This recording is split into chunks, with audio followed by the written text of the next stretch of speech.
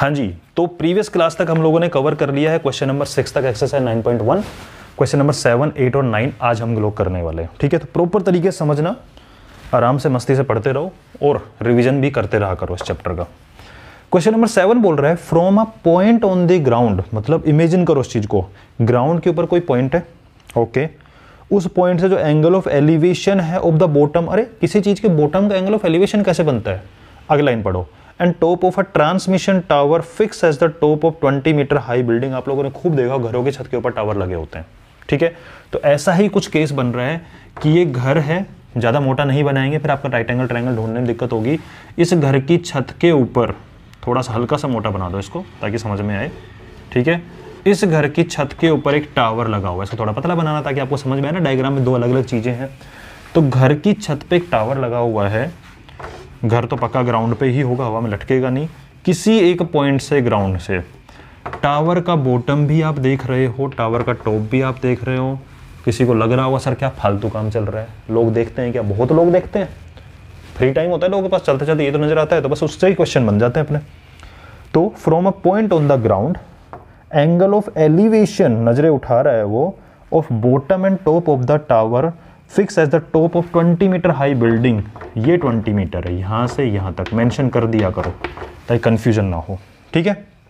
45 degree 60 degree respectively दो angle बन रहे हैं, नहीं बन रहे हैं? बिल्कुल बन रहे हैं, एक ये बन रहा है और एक ये बन रहा है। खुद बताओ 45 कौन सा होगा, 60 कौन सा होगा? तो 45 छोटा होगा, 60 बड़ा होगा। तो ये वाला एंगल है 45 और ये बड़ा वाला एंगल है 60, ठीक है। डायग्राम में इसको मेंशन किया, this is A B C and D. अब मैं क्वेश्चन को दोबारा रीड कर रहा हूँ और हम देखेंगे हमने सही बनाया नहीं बनाया, ठीक है। मेरे साथ साथ चेक करते रहो। From a point on the ground, ground पे एक ऊपर पॉइंट है, एंगल ऑफ एलिवेशन बिल्कुल नजरें उठा के देख रहा है, किस किस को? बॉटम को भी देख रहा है, टॉप को भी देख रहा है, किसी ट्रांसमिशन टावर के, ट्रांसमिशन टावर ये रहा, इसके बॉटम को भी देखा, इसके टॉप को भी देखा, जो कि 20 मीटर हाई बिल्डिंग के ऊपर लगा हुआ है, ठीक है, जो कि 45 डिग्री 60 डिग्री रेस्पेक्टिवली है। हाइट ऑफ टावर आपको बतानी है, इस टावर की हाइट बतानी है। आप खुद सोचो, अगर मैं सिर्फ इस राइट एंगल ट्रायंगल को लेता हूँ, किसको? बी सी डी को, इस राइट एंगल ट्रायंगल में आपको एक बहुत ही काम की चीज पता लगेगी जिससे आप कैलकुलेशन थोड़ा फास्ट कर पाओगे। तो अभी स्टार्टिंग क्वेश्चन है तो ध्यान से देख लो, this is B C D, इसमें आपको पता है this is 45 and this is 20 and मान लीजिए कि ये एक्स है, ठीक है। सर ये काहे निकाल रहे हो? अरे भाई बाद में काम आएगा, ठीक है। सर ये क्यों नहीं निकाल रहे?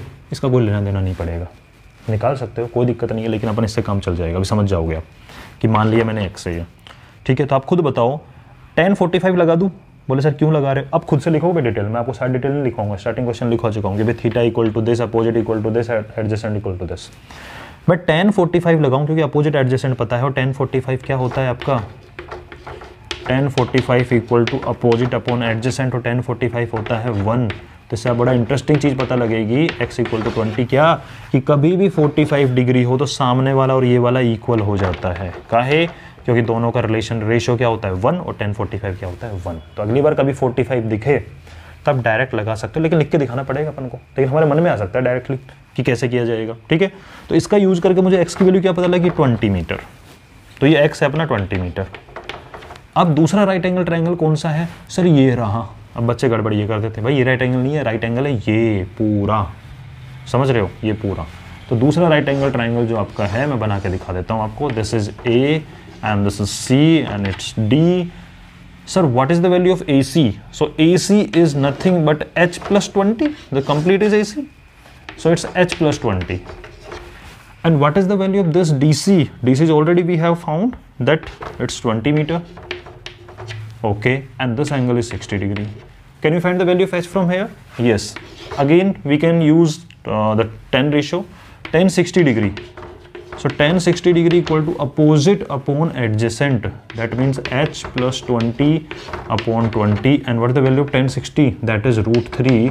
Cross multiply. So it's H plus 20 is equal to 20 multiply root 3. And now take 20 that side.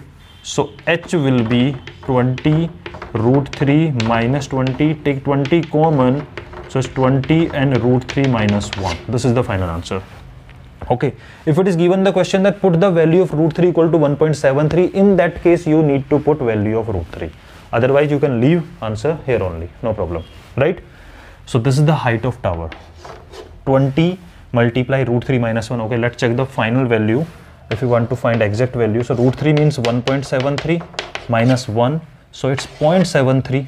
okay, so 20 multiply 0.73 कितना बन गया भाई ये? हाँ, 7 दूनी 140, 146, 0 राइट साइड, तो 14.6 मीटर हाइट का टावर होगा ये, अगर आपको वैसे पता करनी है तो। कि सर कितना बड़ा, हमें समझ में नहीं आया इससे, तो इससे समझ में तो आ रहा है भाई 14.6 मीटर हो गया। ठीक है, ये निकाल सकते हो, देखकर चाहो तो खुद फील करने के लिए भी करना चाहिए कभी कभी क्वेश्चन को। क्वेश्चन में नहीं बोला और आपको आंसर देख के समझ में नहीं आ रहा क्या अटपटा सा आंसर आ रहा है, तो कभी खुद का फील लेने के लिए वैल्यू रख के देख लिया करो कि एग्जैक्ट में कितना समझ में आ रहा है। ठीक है, हो गया क्वेश्चन ये वाला। Let's move to next question. तो आपको सिंपल है इस चैप्टर का, बहुत सिंपल फंडा है क्या कि गिवन इन्फॉर्मेशन से एक डायग्राम बनाओ, फिर इन्फॉर्मेशन को रीड करके डायग्राम को टैली करो, और उसके बाद में राइट एंगल ट्रायंगल सर्च करो, और बाद में आराम से साइन कोस टेन से काम चल जाता है अपना। ठीक है, 8th क्वेश्चन बोल रहा है a statue, okay, 1.6 metre tall, okay, statue की हाइट है 1.6 metre, stand on the top of pedestal. Pedestal क्या होता है? हाइट के ऊपर चबूतरा टाइप में कुछ बना होता है, उसको पेडेस्टल बोलते हैं। ठीक है, तो एक स्टैच्यू लगा हुआ है किसी चबूतरे के ऊपर, okay ji. From a point on the ground the angle of elevation of top of the statue 60 degree, ground के ऊपर कहीं से किसी पॉइंट से जो टॉप ऑफ स्टैच्यू, स्टैच्यू के टॉप को देखते हैं, उसके सर को देखते हैं, 60 डिग्री एंगल बनता है, और उस सेम पॉइंट से पेडेस्टल के टॉप को देखें या उस स्टैच्यू के बॉटम को देखें, एक ही तो बात है, क्योंकि स्टैच्यू का जो बॉटम होगा वो पेडेस्टल का टॉप ही तो होगा, चबूतरे के टॉप के ऊपर रखा हुआ है वो 45 है। आपको पेडेस्टल या चबूतरे की हाइट बतानी है, तो सिचुएशन कुछ ऐसी बनी हुई है 8th क्वेश्चन में कि मान लीजिए कि ये कोई चबूतरा है। अब चबूतरे को मैं ऐसा इतना बड़ा तो बनाऊंगा नहीं भाई, ऐसे चबूतरा है, इसके ऊपर स्टैच्यू बना हुआ है, फिर आपको राइट एंगल ट्रायंगल नज़र नहीं आएगा ना। ठीक है, तो अपन ने मान लिया इस चीज़ को। वैसे सिचुएशन कुछ ऐसी समझ लो एक बार कि एक पॉइंट है ग्राउंड के ऊपर, इस पॉइंट से जब आप इसके पेडेस्टल के टॉप को देखते हो ऐसे, तो कुछ एंगल बनता है, और स्टैच्यू को टॉप को देखते हो कुछ एंगल बनता है, लेकिन फिर राइट एंगल में ढूंढने में दिक्कत होगी आपको। इसलिए अपन क्या करते हैं, इस चबूतरे को ऐसा ना बना के अपने मन में, अपनी भावनाओं पे, फीलिंग पे थोड़ा कंट्रोल रखो। ये हो गया आपका पेडेस्टल। ठीक है, थोड़ा सा हल्का सा बना दो ताकि आपको समझ में आए। इस पेडेस्टल के ऊपर ये लगा हुआ स्टैच्यू। ठीक है, कोई आंख नाक मुंह बनाने की नीड नहीं है। ये ग्राउंड है, ग्राउंड के पॉइंट से इस पेडेस्टल के टॉप को भी देख रहे हो, या फिर इसका स्टैच्यू का बॉटम भी बोल सकता था लैंग्वेज चेंज करके, और स्टैच्यू के टॉप को भी देख रहे हो, सेम पॉइंट से हो। ठीक है, और जो स्टैच्यू की हाइट है दैट इज 1.6 मीटर। तो जो 1.6 मीटर है एक्चुअल में यहाँ से लेकर यहाँ तक है, और आपको पेडेस्टल की हाइट पूछ रहा है, वो हम h मान लेते हैं, कोई दिक्कत वाली बात नहीं है। ठीक है, अच्छा जी, अब ये जो बोल रहा है इसके अंदर कि एक एंगल 45 बन रहा है और एक 60 बन रहा है, तो ऑब्वियसली ये 45 होगा छोटा और ये 60 होगा। अब हम क्वेश्चन को रीड करते हैं, प्रूफ रीडिंग बोल दो इस चीज़ को, कि हम चेक करते हैं मैं कुछ गलत तो नहीं कर दिया। आ स्टैच्यू 1.6 मीटर टॉल है, किया अगर आदत बनाओ, बोर नहीं लगेगा आपको, होने लग जाए, गलती नहीं होगी। Stand on top of pedestal, बिल्कुल सही बैठा हुआ भाई साहब। From a point on the ground angle of elevation of top of statue 60 degree बना हुआ है, बिल्कुल हमने 60 बनाया है। From the same point angle of elevation of top of the pedestal 45 degree, हमने सही बनाया। आपको हाइट बनानी है पेडेस्टल की। अगर आपको प्रीवियस नॉलेज थोड़ी बहुत याद है तो आप इस ट्राइंगल पे नज़र डालो। कौन से पे सर? BCD पे। इस BCD पे फोकस करो पूरा। मैं दोबारा बना के दिखाता हूँ आपको। इस BCD पे पूरा फोकस करो। This is H and it's 45। तो आपको पता है अगर H जो 45 डिग्री होता है तो ये अपोजिट और एडजेसेंट सेम होते तो क्या ये भी H नहीं बन जाएगा? बन जाएगा ना। हम लिख के दिखाएंगे क्या। In triangle BCD tan 45 degree equal to opposite upon adjacent को CD रख लो, कोई दिक्कत नहीं है। एक्स वैक्स मत मानो एक्स, क्या दिक्कत आ रही है। CD तो tan 45 होता है 1। यहाँ से आपको पता लग गया जो CD की वैल्यू होगी वो H के इक्वल ही होगी। यहाँ से आपका ये भी क्या निकल गया, H। ठीक है, जैसे ही पता लगा ये H है, अब दूसरा राइट एंगल ट्राइंगल कौन सा बच गया आपका, ACD। इस राइट एंगल ट्राइंगल ACD में एंगल कितना है, 60 है, तो आप tan 60 लगा दो। अपोजिट कितना हो गया ये पूरा, and that is H plus 1.6, और एडजेसेंट कितना हो गया, H, और tan 60 की वैल्यू होती है आपकी √3, क्रॉस मल्टीप्लाई करो। So so h plus 1.6 is equal to √3h। यहाँ से अगर मैं h को उधर लेके जाऊँ, सर h को उधर क्यों लेके गए, क्योंकि √3h बड़ा होता है 1 से, रूट की वैल्यू होती है, √3 की वैल्यू होती है 1.73, ये 1.73h है, ये ओनली h है, तो उधर ले जाओ ना इसको, तो उधर लेके गए तो √3h माइनस h और इधर बच गया 1.6। ठीक है जी, कोई समस्या यहाँ तक नहीं है तो नोट भी करते चलो। उसके बाद अगर हम बात करें तो यहाँ से h कॉमन लो, क्योंकि मैथ्स का बेसिक रूल है कि कुछ कॉमन आ रहा था ले लो, तो h के साथ कॉमन लिया √3 माइनस 1, इधर 1.6 लिखूँ या इधर 1.6 लिखूँ, कोई फर्क थोड़ी पड़ेगा यार, कोई फर्क नहीं पड़ता, इधर चीज़ इधर चीज़ उधर उठाते पूरा उठाते साइन का चेंज भी नहीं होता, क्योंकि रीडिंग तो वही करोगे ना आप, √3h minus h is equal to 1.6 उधर लिख लो। ठीक है, और यहाँ से अगर आपको h की वैल्यू निकालनी है that will be 1.6 upon √3 minus 1, उसके बाद में आपको रेशनलाइजेशन करो, प्लस साइन चेंज करके ऊपर नीचे मल्टीप्लाई, ये हो जाएगा 1.6 इंटू √3 प्लस 1। ठीक है, और नीचे कुछ कहानी चेंज हो चुकी है, वो क्या हो चुका है हम देखते हैं अभी। तो न्यूमरेटर में होगा 1.6 इंटू √3 प्लस 1, और नीचे हो चुका है a माइनस बी और a प्लस बी, तो a square minus B square, √3 का स्क्वायर इज 3 माइनस 1 का स्क्वायर इज 1, 3 माइनस 1 इज 2, नीचे आ चुका है 2, 2 से कट करोगे 0.8 टाइम। देखो एक चीज़ बताता हूँ आपको, किसी बच्चे के मन में क्वेश्चन आता है कुछ ये वाला कि सर हम आंसर को कहाँ छोड़ें। ठीक है, तो डिपेंड करता है कि आप सोचते हो कि हाँ ये वाला आंसर ठीक है, उसमें कुछ कॉमन चीज़ होती है क्या, कि अगर अपोन में लिखा है और आपने सिंप्लीफाई हो रहा है तो करके देना चाहिए उसको। ठीक है, कभी कभी ऐसा होता है कि अपोन में कर रहे हैं, अब सिंप्लीफाई तो होगा नहीं, पॉइंट में आएगा तो वहाँ पे आंसर छोड़ा जा सकता है, जैसे आप लोगों ने 13 चैप्टर 12 चैप्टर में देखा होगा, अपोन में आंसर होते हैं वहाँ पे। ठीक है, कहीं पर सर रूट वाली वैल्यू को लिखे ना लिखे, अगर मेंशन कर रखा है क्वेश्चन में कि यूज √3 इक्वल टू दिस, तब तो यूज करो, वरना क्यों कर रहे हो, टाइम वेस्ट कर रहे हो अपना। ठीक है, रेशनलाइजेशन अगर कहीं पे दिख रहा है आपको रेशनलाइजेशन करने की नीड है तो पक्का करना चाहिए अपन को। ठीक है, बाकी हम सिंप्लीफाई इसलिए करते हैं ताकि हम एक्सरसाइज के पीछे के आंसर से मैच करके श्योर हो जाएं कि हमने ठीक किया है, समझे। कभी कभी आपको लगता है सर अपोन में छोड़ रखा है, हम पूरा निकाल गए, देखा पीछे अपोन में ही था, तो यार अपन कुछ नहीं करें, अपन सिर्फ मैच करने की कोशिश करें हमने जो किया वो सही है कि नहीं, इसलिए पीछे वाला आंसर एक बार करके देख लेना चाहिए उस तरीके से। बाकी मैं आपको समझा ही चुका हूँ अपोन में कब छोड़ना है कब नहीं छोड़ना है, आपको फील होता है कि सिंप्लीफाई हो रहा है, कट जाएगा। अब कुछ बच्चे मान लो ये छोड़ के आ जाएं, 156/4 छोड़ के आ गए, अरे भाई 4 से डिवाइड होता है तो करना। ठीक है, तो ये वाला काम नहीं, ये वाला नहीं चलेगा फिर। नेक्स्ट क्वेश्चन क्या बोल रहा है आपका,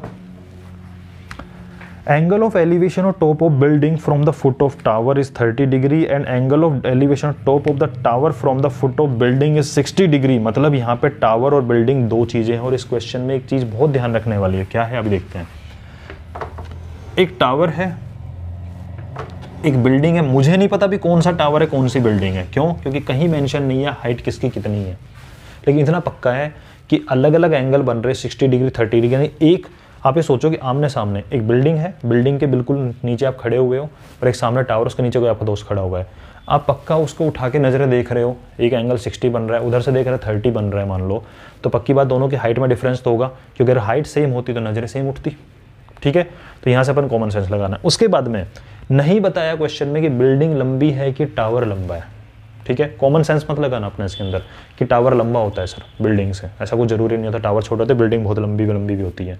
तो कैसे पता लगेगा इसमें टावर कौन सा है बिल्डिंग कौन सी है, तो कोई दिक्कत नहीं है, अपन क्वेश्चन को थोड़ा रीड करते हैं, आगे पढ़ते हैं और उसका चलेंगे। तो हमें इतना पता लग गया कि एक के फुट से दूसरे के टॉप को देखने पर 30 डिग्री बन रहा है और एक के फुट से दूसरे के टॉप को देखने पर 60 डिग्री बन रहा है। तो इतना तो मेंशन कर सकते हैं ना, जरूरी थोड़ी अभी आपको लिखना है कि कौन सा टावर है कौन सा बिल्डिंग है, पहले श्योर हो जाओ।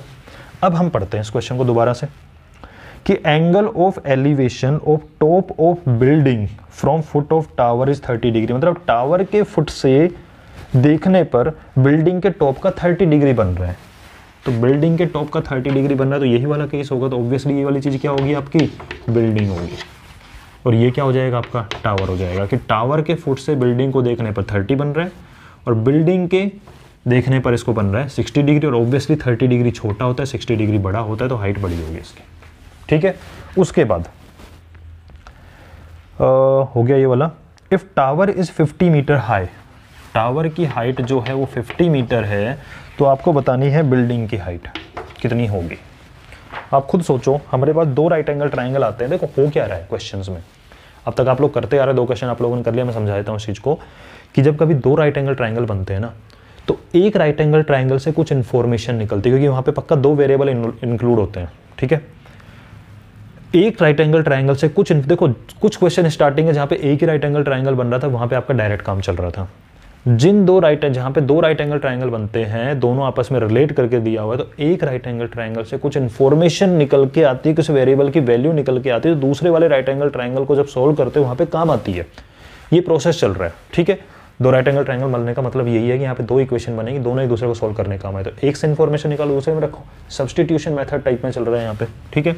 तो मुझे 2 राइट एंगल ट्राइंगल यहाँ पे नजर आए, एक ABCD, तो एक नजर आया ABC और एक नजर आया DCB। तो इन ABC, सर पहले ये क्यों यूज किया आपने ABC? क्योंकि यहाँ पे मुझे एक वैल्यू पता है, तो जो पता है पहले उसको लिखना, ताकि वहाँ से इन्फॉर्मेशन निकला, वो कॉन्फिडेंस आएगा थोड़ा सा, और अगले वाले में यूज कर लेंगे, ठीक है। वरना पता लगे पहले इसको सोल्व कर रहा है, यहाँ पे ऐसे लिखने लग गया, दिमाग खराब चल रहा है, यार एच की वैल्यू पता नहीं, एच की वैल्यू पता नहीं। जो पता है उसका यूज करो, ठीक है। सर इसमें और इसमें एक चीज़ कॉमन है, ये तो BC के बीच के लेंथ x मान लो ना, क्या दिक्कत आ रही है? मान सकते हैं, ठीक है जी, मान लिया। तो इन ABC आपको पता है इस ABC में 60 डिग्री है, तो आप tan 60 डिग्री लगाओगे अपोजिट अपॉन एडजेसेंट, तो tan 60 degree equal to opposite बोले तो 50 एडजेसेंट बोले। मैं फिर बोल रहा हूँ आपको, आप लोग पूरी इन्फॉर्मेशन लिखोगे, theta equal to this, opposite equal to this, adjacent equal to this, आदत बनाओ इस चीज़ को, ठीक है। tan 60 की वैल्यू होती है √3, तो यहाँ से क्या मैं x की वैल्यू निकाल लूँ? बिल्कुल निकाल लें। तो यहाँ से x की वैल्यू हो गई √3, नीचे आ जाएगा 50 अपॉन √3, ठीक है। मुझे x की वैल्यू पता लग गई। नाउ अब लो ये वाला राइट एंगल ट्राइंगल, इस राइट एंगल ट्राइंगल में एंगल है 30 डिग्री, ओके।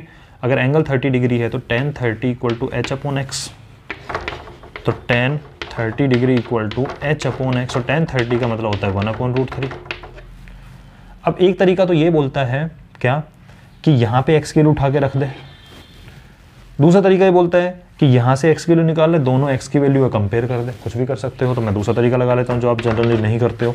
तो मैं x को धर लेके गया तो ये इधर आ गया, तो x इज इक्वल टू हो गया √3h। अब आप खुद सोचो, इस इक्वेशन में भी x है और इस इक्वेशन में भी x है, तो x तो एक ही होगा, सेम होगा, तो दोनों कंपेयर कर सकते हैं, ठीक है। तो फ्रॉम 1 and 2, इसको 1 नाम दे देना, इसको 2 नाम दे देना। फ्रॉम 1 and 2, ये भी x की वैल्यू और ये भी x की वैल्यू, तो x की एक वैल्यू तो है √3h और x की दूसरी वैल्यू 50 अपॉन √3।